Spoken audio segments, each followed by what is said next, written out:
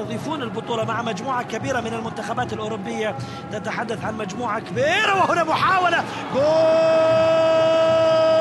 ثاني يسجل الآن لمصلحة فريق نادي الخور عن طريق ماموني داغانو يعود مرة أخرى ويسجل للخور. في أي لحظة من اللحظات يظهر هذا الرجل عن طريق ماموني داغانو يعود مرة أخرى ويسجل للخور. في أي لحظة من اللحظات يظهر هذا الرجل، وفي أي وقت من الأوقات يسجل هذا الرجل البوركيني. يسجل بالفعل ماموني داغانو، يسجل الهدف الثاني لمصلحة فريق نادي الخور. ولاحظ معي العرضية مصعب الحسن، والمتابعة بالرأسية بعد ذلك على يمين حارس المرمى خليفة أبو بكر ليسجل فريق نادي الخريطيات الهدف الثاني في هذه المباراة بشكل جميل.